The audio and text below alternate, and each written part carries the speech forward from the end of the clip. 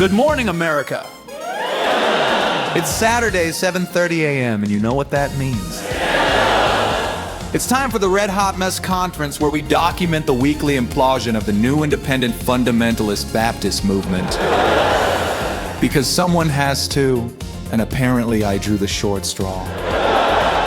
I'm your host, Lionel Caros, and folks, this week, Steven Anderson accidentally discovered what happens when you unite the entire internet against you. Grab your coffee and your teddy bears. You're gonna need both. First up, the blessing of no running water. In news that surprised absolutely no one who's been paying attention, Faithful Word Baptist Church, now located in the finest crackhead-adjacent real estate downtown Phoenix, has to offer, experienced another blessing this week. The water got shut off. Stephen, ever the optimist, presented this as an administrative issue, which is corporate cult speak for we didn't pay the bill or the building is literally falling apart. But don't worry, Stephen had a solution. They could use gallon jugs of water to flush the toilets. Nothing says blessed and highly favored, quite like manually flushing toilets with Poland Spring bottles in your brand new church building. Remember when Stephen was so excited about that mysterious shower in the prophet's bedroom? The one we could all use after jogging through the neighborhood? Yeah, about that collective we who would never, under any circumstances, want to share a towel with our pastor. Turns out the shower doesn't work without running water. Who knew? This is what an upgrade looks like, folks. Riveted seats on an incline, a giant picture of a dead guy's cruise ship ministry, and toilets that require manual labor. Truly, God's favor is upon this place. Next is Tommy McMurtry delivers emotional damage through space and time. Tommy McMurtry, former NIFB pastor who got out while the getting was good, delivered what can only be described as a precision strike this week. He said, and I quote, "People often make fun of adult sons who live in mommy's basement, but I think we should make more fun of adult men who live in their wife's basement." Folks, seismologists reported a disturbance somewhere in Phoenix in a basement next to a water heater and a washing machine. A man felt that comment in his soul. Tommy didn't even mention Stephen by name. He didn't have to. That's what we call surgical precision, ladies and gentlemen. The main event, how Stephen united the entire internet against himself. Now we get to the big one, the story that finally made Steven Anderson's strategy make sense. After calling for genocide, after defending marital coercion, after confessing to being in submission to his wife, Steven Anderson finally found the inflammatory statement that set the internet on fire. He called all single mothers whores and said churches shouldn't help them. Interesting, considering 7 months ago he was supporting a single mom leaving her husband. But consistency has never been Steven's strong suit.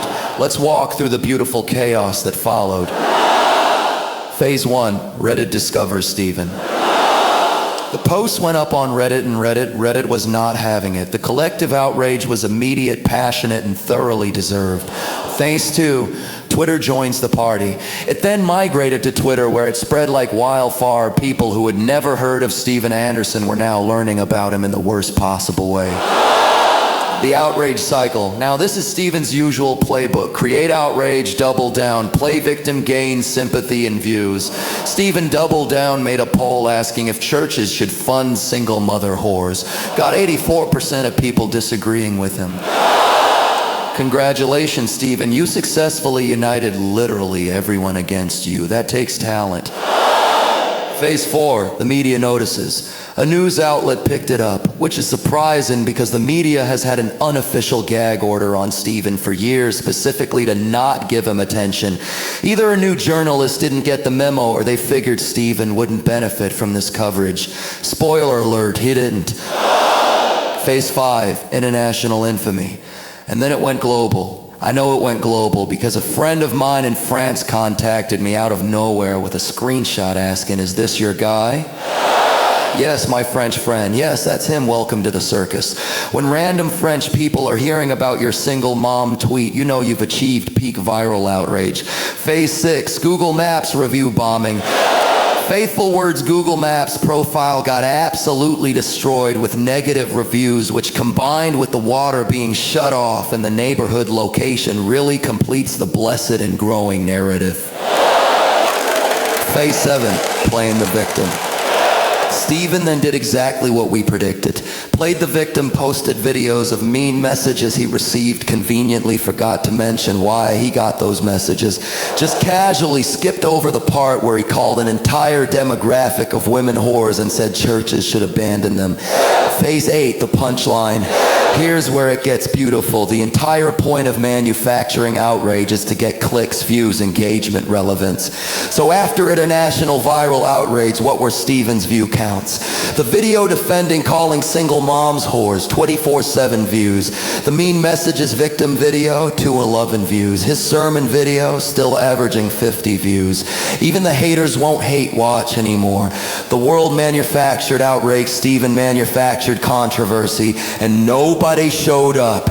This wasn't theology, this was a loyalty test. Will his followers defend even the indefensible? The answer from the world was, we're not even interested enough to participate. That's what collapse looks like, folks. Solomon strikes back. In other news, Solomon Anderson changed his YouTube profile picture again. This time to another photo of himself in women's clothing, with an LGBT demon plushie in the background, making it everyone's problem. At this point, Solomon isn't just rebelling, he's conducting a master class and living rent-free in Dad's head while Dad lives rent-free in his wife's basement. The van of victimhood continues its journey.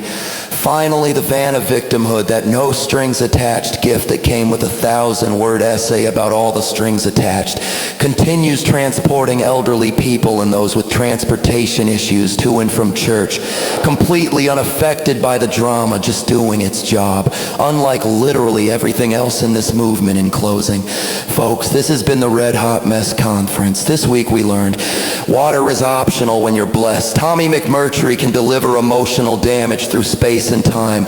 International viral outrage doesn't translate to views when nobody cares anymore. Loyalty tests only work if people are still loyal. Solomon isn't done making it everyone's problem. What will next week bring? More infrastructure failures, more viral controversies, nobody watches, more French people asking if this is our guy. This has been the Red Hot Mess Conference. I'm Lionel Caros. Have a beautiful rest of your morning, America. Next week on the Red Hot Mess Conference. Will the water come back on? Maybe. Will Stephen learn what consequences means? No. Will more international friends contact me? Man, I hope not. Tune in next Saturday at 7:30 a.m. to find out.